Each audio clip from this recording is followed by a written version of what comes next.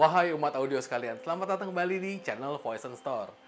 Kita sekarang ingin menjelaskan kepada umat audio sekalian itu mengenai perjalanan untuk memasang audio di dalam kendaraan kalian.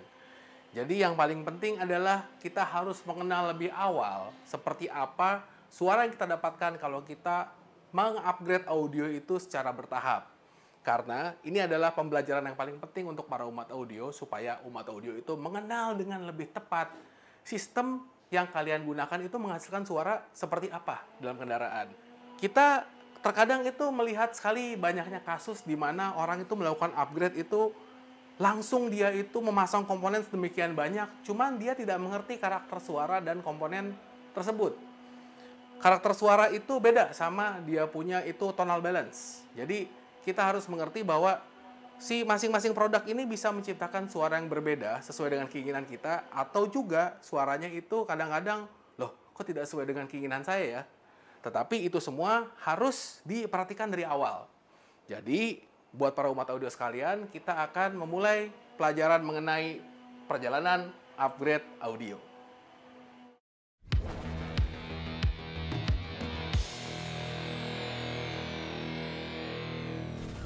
Agar para umat audio mengenal lebih dalam mengenai sistem audio, kita harus berangkat dulu untuk mempelajari sistem audio yang paling pertama, sistem audio standar.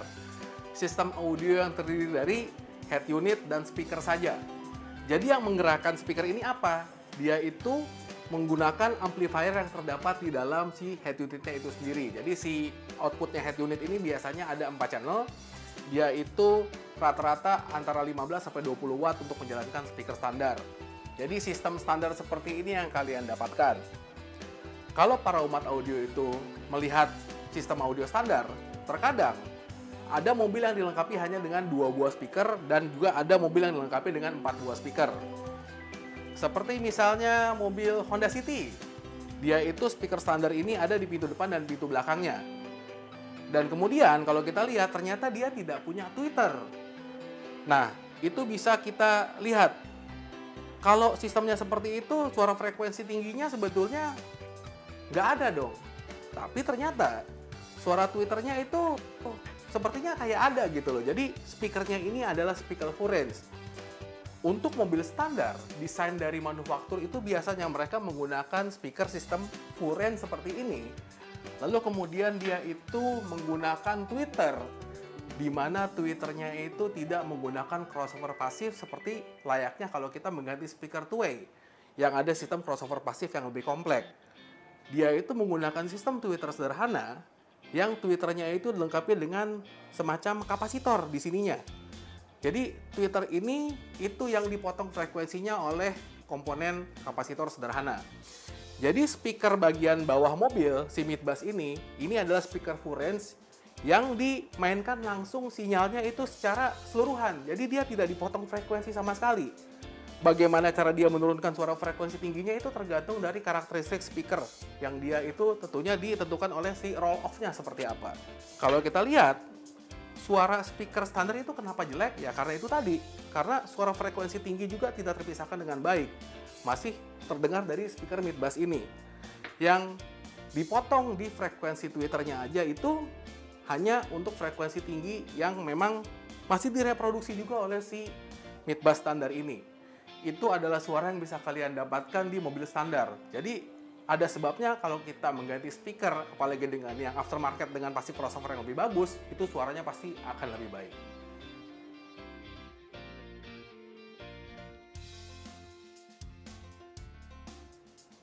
Sekarang kita akan masuk ke dalam bagian berikutnya, bagian kedua dan bagian ketiga. Upgrade yang dilakukan oleh para umat audio secara umum. Yang paling pertama yang dilakukan oleh para umat audio adalah tentunya mengganti speaker mobil mereka dengan speaker seperti ini. Jadi speaker two-way itu dia akan dilengkapi dengan crossover pasif yang lebih baik kualitasnya. Di mana crossover pasif seperti ini itu dia nanti akan memisahkan suara frekuensi tinggi dan suara frekuensi midbass secara lebih baik di pemotongan frekuensinya karena dia itu dilengkapi dengan coil dan kapasitor. Di sini ada coil-coil yang memang digunakan untuk memisahkan suara si midbass tadi sehingga dia itu tidak bisa memproduksi suara frekuensi tinggi. Artinya secara lebih efisien, speaker mid bass ini akan memproduksi suara vokal dan kick bass, dan suara tweeternya akan dipotong langsung di kapasitor yang ada terdapat di passive crossover ini. Inilah yang memberikan suara lebih baik untuk sistem speaker aftermarket dibandingkan speaker standar tadi. Speaker standarnya itu yang mid bassnya terutama dia tidak ada crossover sama sekali, jadi suaranya itu bisa terbebas gitu. Dia juga ikut-ikutan memproduksi suara frekuensi tinggi. Artinya kita tidak bisa mendapatkan lokalisasi suara yang lebih baik. Dengan sistem two-way seperti ini dan sistem crossover pasif, langkah pertama upgrade untuk menciptakan suara yang lebih baik tentunya bisa lebih tercapai.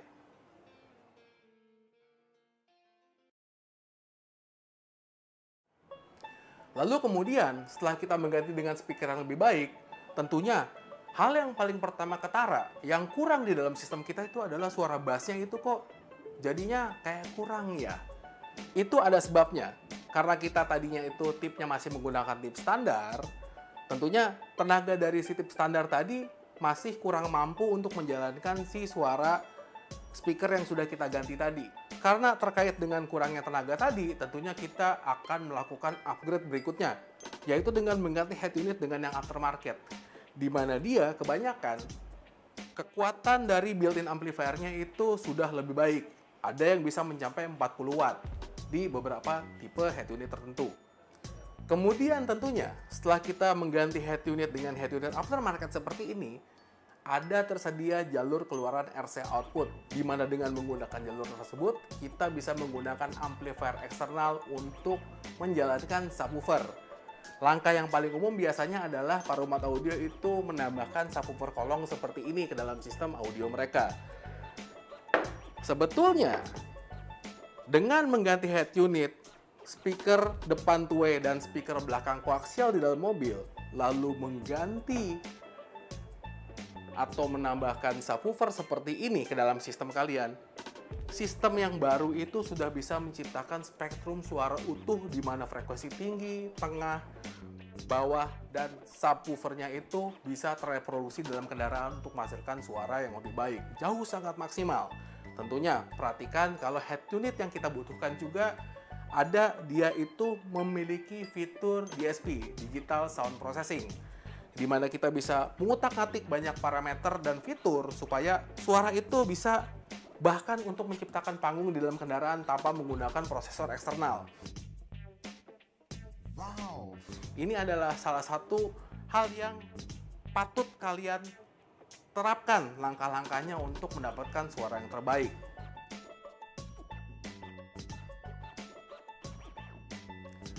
Setelah tadi kita melakukan upgrade sederhana, di mana kita sudah mengganti head unit dan mengganti seluruh speaker dan menambahkan subwoofer kolong, tentunya ada para umat audio sekalian yang juga menginginkan supaya suara bassnya itu lebih kuat. Ingat, subwoofer kolong meskipun sangat bagus dalam segi penempatan dan bisa menghasilkan bass yang baik, dia memiliki keterbatasan dari segi output dan juga ekstensi bass rendahnya. Jadi kalau kita mau sampai suaranya itu ke bawah itu kita mesti pakai subwoofer konvensional seperti ini nih. Misalkan ini subwoofer 10 inci. Yang kita gunakan tentunya harus menggunakan power amplifier karena dia itu membutuhkan tenaga yang cukup kuat untuk bisa berbunyi dengan lebih dari cukup. Artinya suara bassnya itu kan tentunya kita mau tuntutan yang lebih kuat. Jadi kita sekarang masuk ke dalam bagian upgrade berikutnya, di mana kita akan menambahkan power 4 channel ke dalam sistem. Di sini, tentunya karena kita sudah menggantikan head unit dengan yang aftermarket, kita memiliki 3 pasang output, front, rear, sama sub. Output ini yang akan kita gunakan adalah output front dan output subwoofer, yang akan kita masukkan ke jalur 1, 2, 3, 4-nya si amplifier. Jadi dia itu channel frontnya dipakai untuk speaker depan, channel rearnya di bridge untuk si subwoofer tadi. Artinya dengan menjalankan subwoofer dan speaker depan, power 4 channel seperti ini juga sudah lebih dari cukup. Dan speaker belakangnya, si koaksial tadi, akan digerakkan langsung oleh tenaganya dari si head unit tersebut. Dengan demikian, kita sudah melakukan upgrade yang lebih baik untuk mendapatkan suara bass yang lebih bagus. Di sini, kita juga diberikan kelebihan untuk melakukan pengaturan level dan tingkat kekuatan dari subwoofer ini. Dan kalau yang si head unitnya itu sudah dilengkapi dengan built-in DSP, kita bisa mengatur si subwoofer tuh supaya kurva dan juga slope-nya itu bisa diatur dan suara bassnya itu bisa menjadi lebih baik dan bagus. Tentunya ada maksud tersendiri kenapa kita menambahkan power amplifier, yaitu biar outputnya lebih kuat.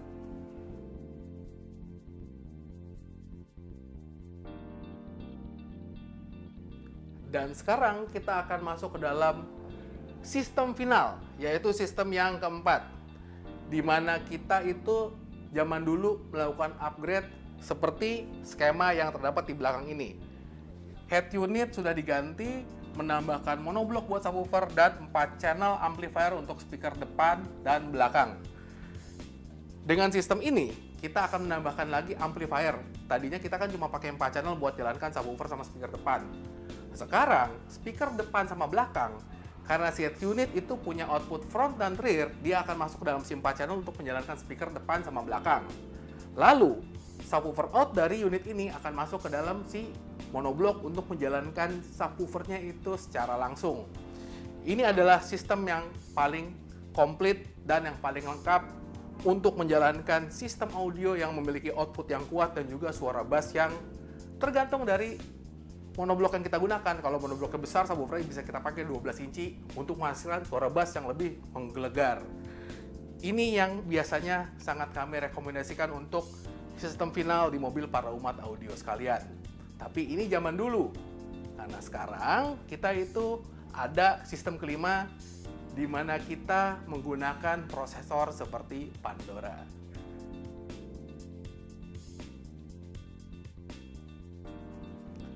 Dan sekarang ada sistem terakhir di mana kita itu bisa menggunakan barang modern, yaitu prosesor DSP built-in power seperti Pandora VPR 4.6 ini.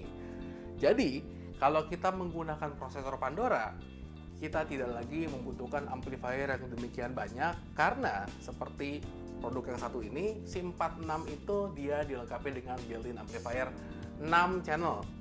Artinya kita bisa menjalankan secara independen tweeter depan, speaker mid bass bawah, dan juga speaker koaksial belakang. Dan tentunya dengan di sini juga dia ada subwoofer output di mana kita itu bisa menjalankan amplifier eksternal yang dikontrol langsung sama si Pandoranya. Tetapi kita juga sering menggunakan produk yang satu ini untuk membangun sistem sederhana.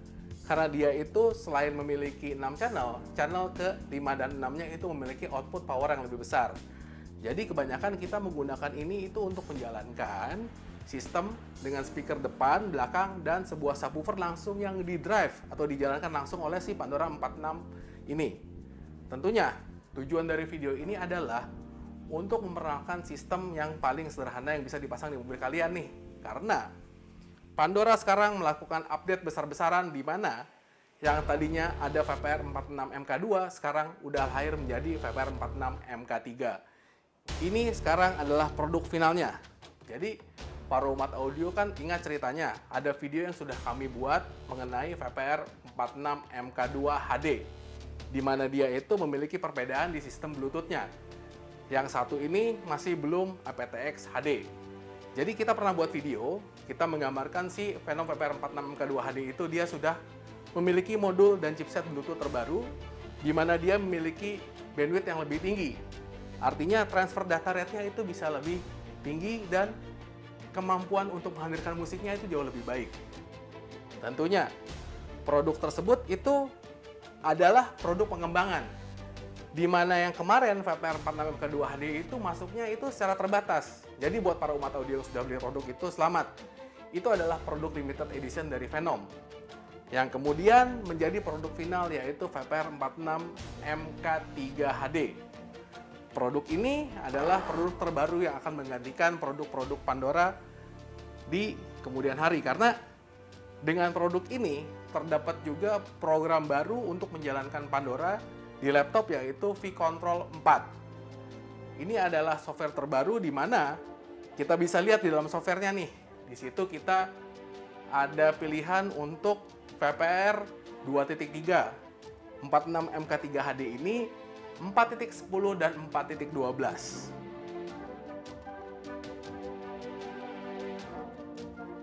Jadi para umat audio, dengan adanya Pandora baru yang memiliki software V-Control 4, kita dihadapkan dengan generasi terbaru nih dari prosesor Pandora dari Phenom. Artinya kita akan mendapatkan hal-hal yang lebih banyak dari segi fitur, terutama dengan adanya beberapa penambahan di dalam sistem struktur komponen yang digunakan secara hardware dan juga secara software. Tapi itu adalah penjelasan yang akan kita jelaskan di video yang berikutnya. Jadi untuk sekarang kita mengajarkan dulu perjalanan upgrade audio sebelum akhirnya kita memperkenalkan pada umat audio nanti Pandora yang baru. Jadi kalau kalian suka dengan video ini, jangan lupa berikan kami like. Tentunya kalau kalian ada pertanyaan, jangan lupa tuliskan pertanyaan kalian di kolom komen. Yang paling penting, jangan lupa subscribe supaya kami tambah semangat lagi menciptakan video-video seperti ini di kemudian hari. Salam dari Puasan Channel. Cut!